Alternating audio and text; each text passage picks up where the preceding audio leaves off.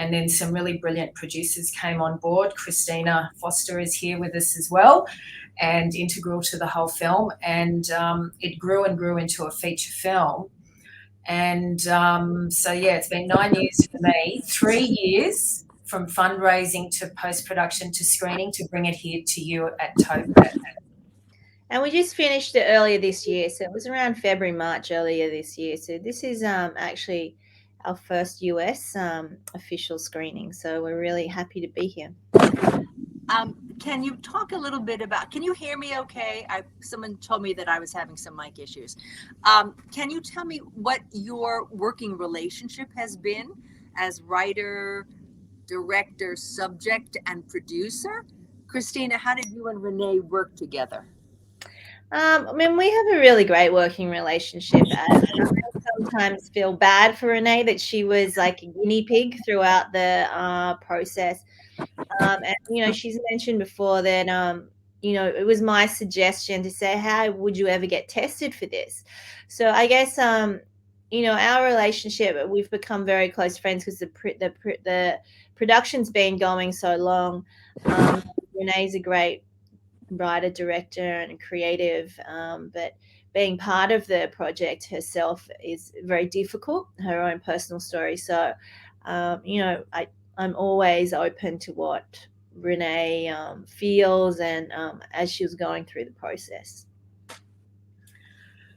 Yeah, it was. I would never recommend to anyone to be director and in front of the camera.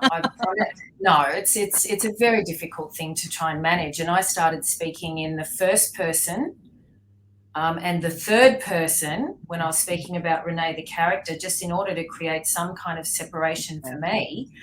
And also, too, what made it more profound was, even though I've got 30 years experience interviewing, being a journalist, being on the telly. Sorry, that's really Australian, on television. Yeah, it was very, very different.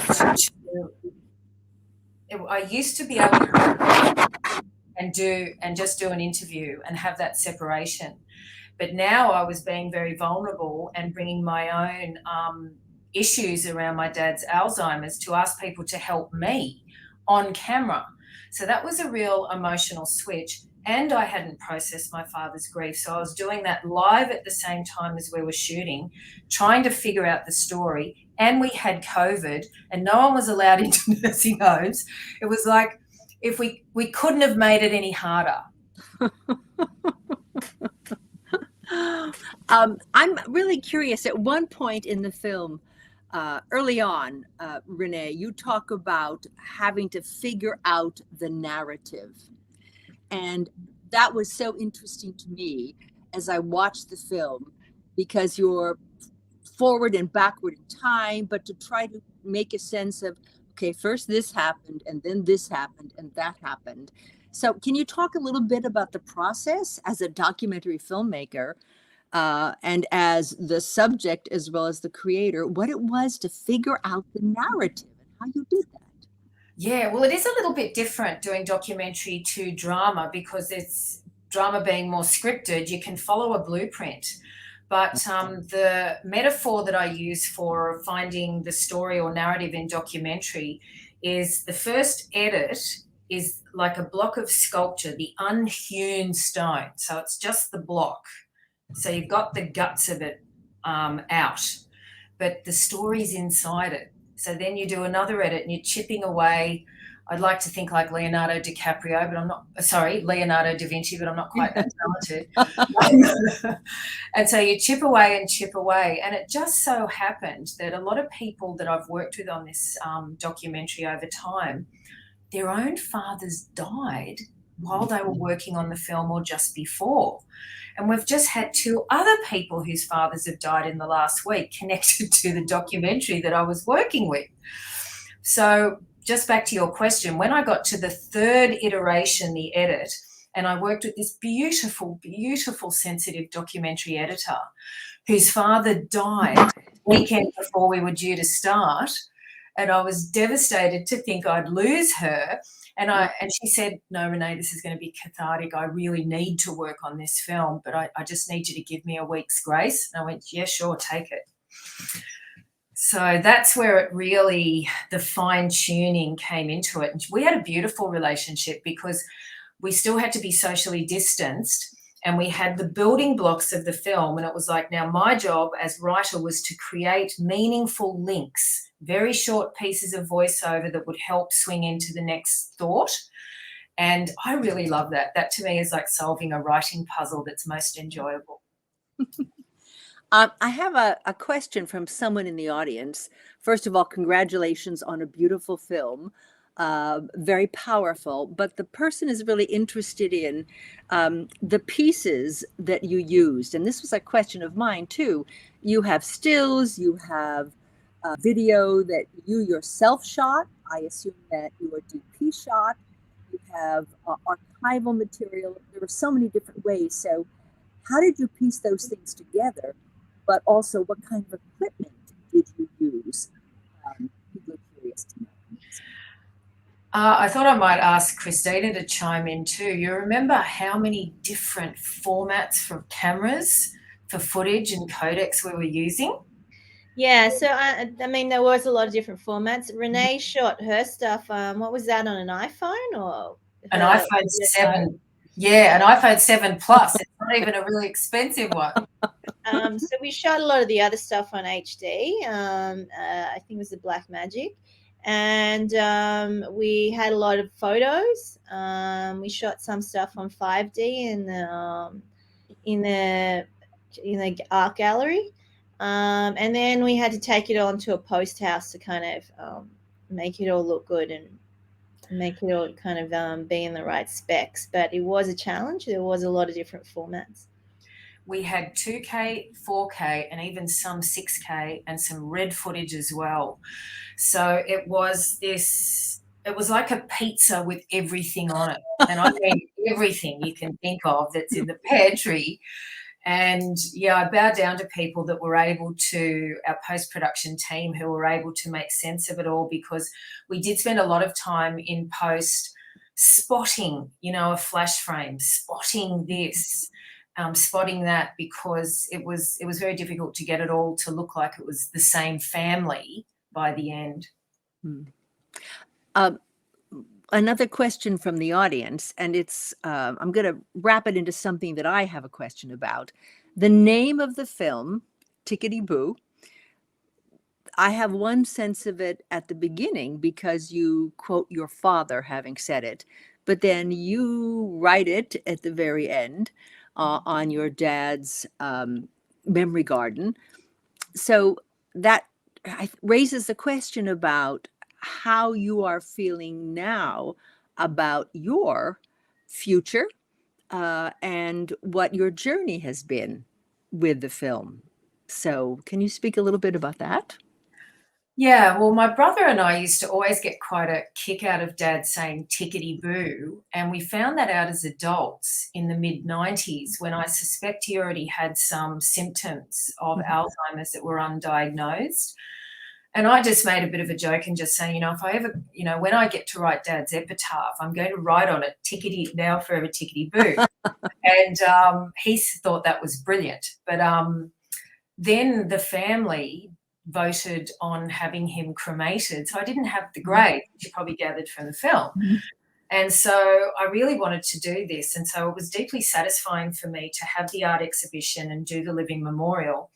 But because I didn't invest any further time in therapy for my grief counselling, I wasn't getting any better. And I started going, what have I put myself through? Right. And has it really helped? And the thing that turned the corner was when we had the very first screening of the film in Melbourne here in Australia at the end of July, and people started, outside of our wonderful crew, started coming to me and telling me what the film meant to them. And I could almost feel the hole in my soul starting to heal. So now that it's meaning something to other people, my healing has become, and I've deliberately left my arms bare today, because ever since I found out that with exercise I can ward off my potential Alzheimer's, I have doubled what I'm doing at the gym, thinking this is my get out of jail card with Alzheimer's if I just keep training. The film is so personal. You share so much of yourself and your wanderings. We're wondering if there's anything you left out of the film. And if so, if that had been included, might the narrative have changed in some way? Well, we did want to keep it to very much a standard feature film length.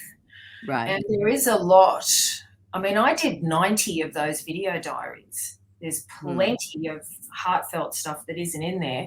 And I've also written an ebook called Ticketyboo about, learning to being an interviewer. I'm used to, like yourself, asking open-ended questions that get good answers out of people. But then that didn't work with people with Alzheimer's. They don't like it. It makes them very frustrated. So instead of asking, where are your socks? A better way to phrase the question is, do you want to wear the red socks or the blue socks? Mm-hmm. And then that gives them empowered agency to make a decision. And you're not asking them something they can't answer, which is, I don't know where my socks are, because their memory may be affected. So there's some of the things that aren't in the film that I've learned, which they're really simple things just to make the relationships we have closer and less tense and frustrated.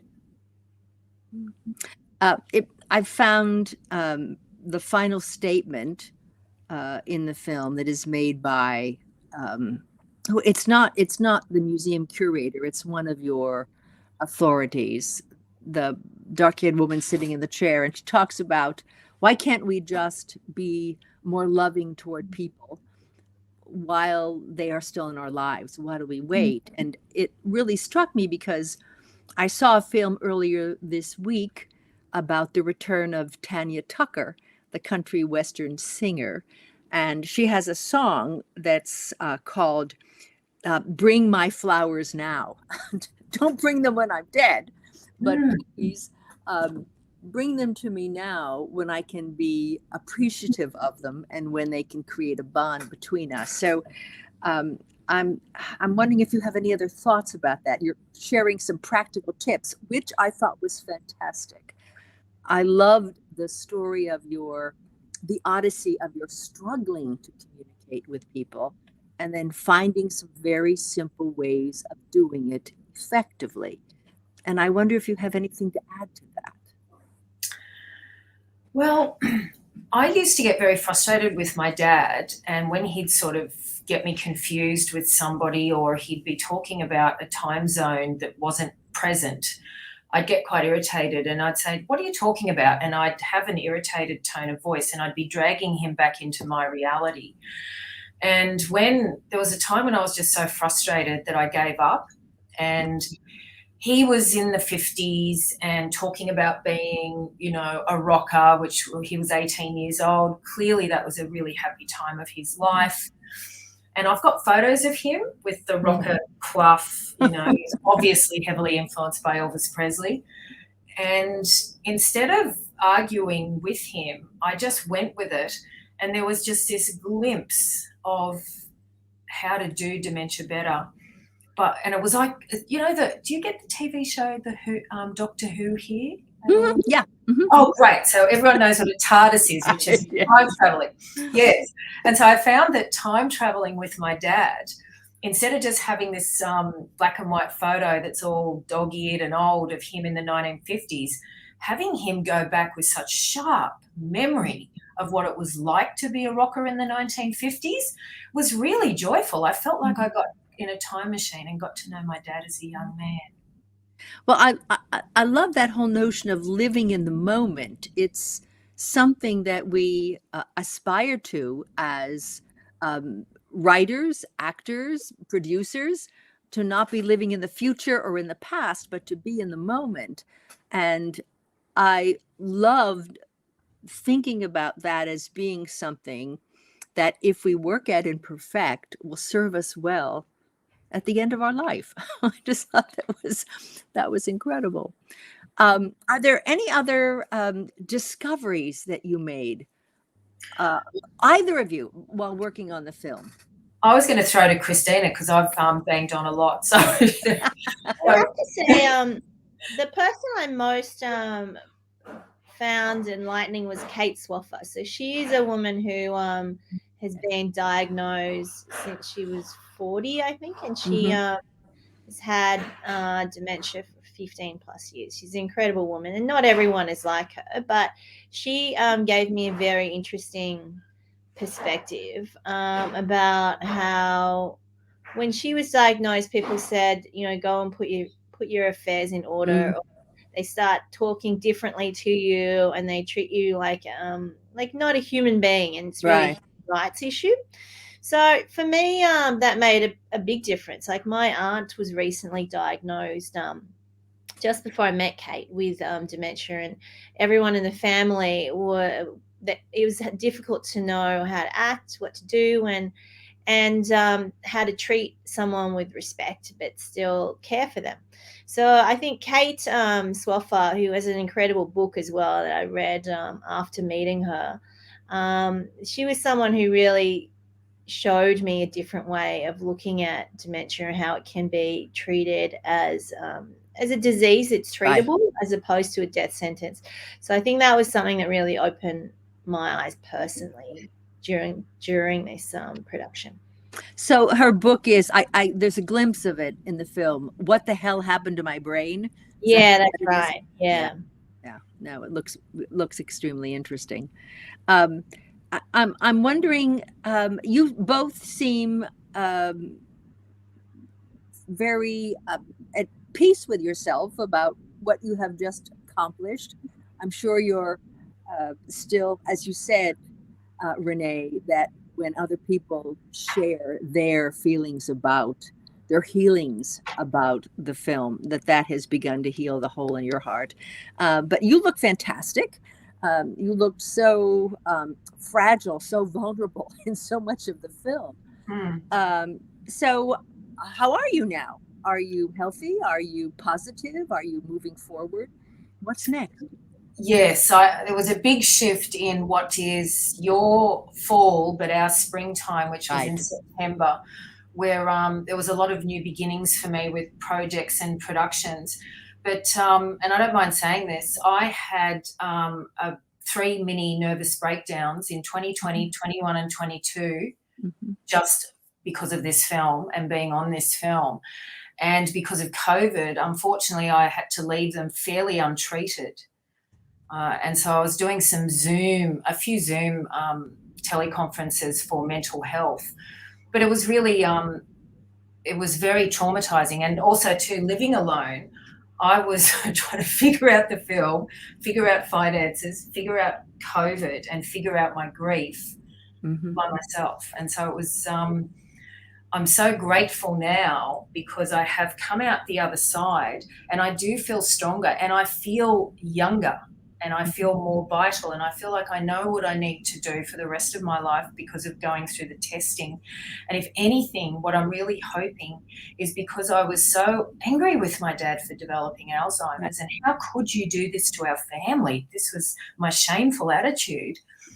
Now I'm thinking, well, I better pull up my socks and do the same thing and not do it to the rest of my family as well. What am I doing to, and on a broader scale, to reduce stigma and fear? You know, that's what I really hope the film might do in people. Do you think there is a follow-up project to this, either of you?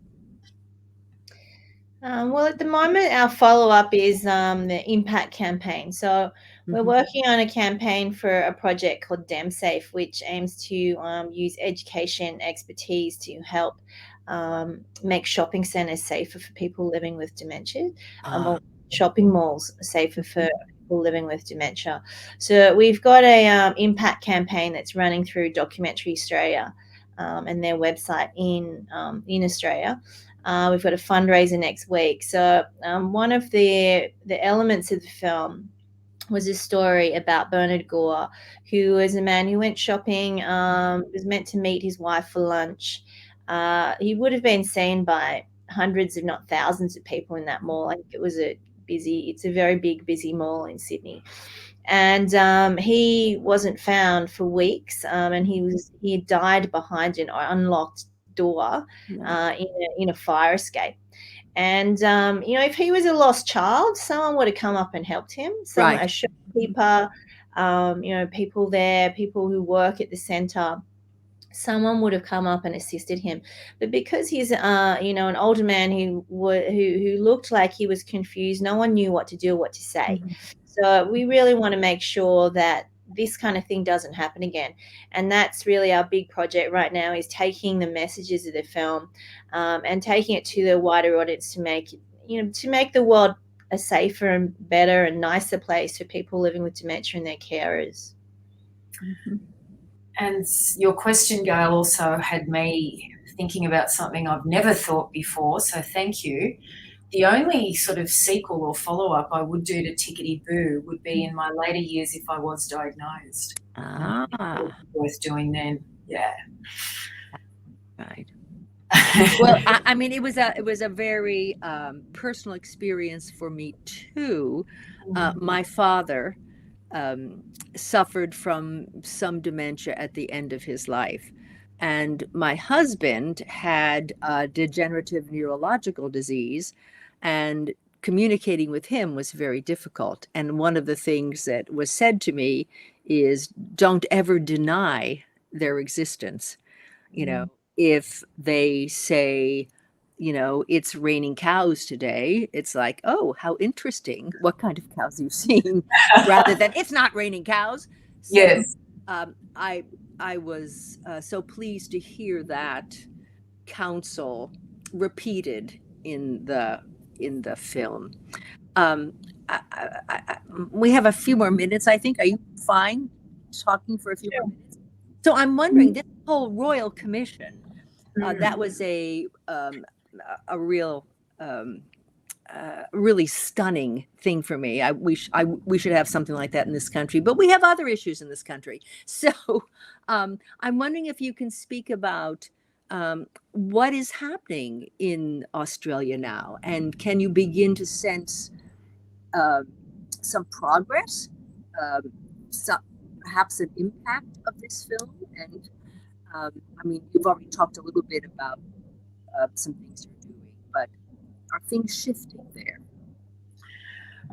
Well, not because of the film, because we haven't released it here in Australia in any public way. It's really only been on the International Film Festival circuit at the moment.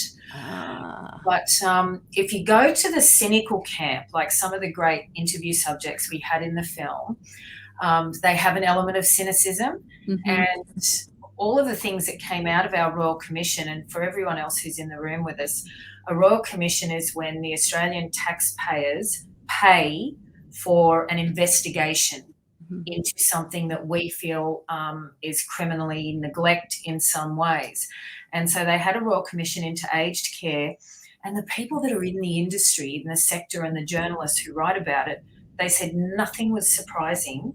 There was no new findings. And so these cost hundreds of thousands of dollars to confirm what we already know. And the thing we've got in a post-capitalist world here is they privatised a lot of nursing care facilities, which means staff and people who need care are not the priority. Shareholders are the priority.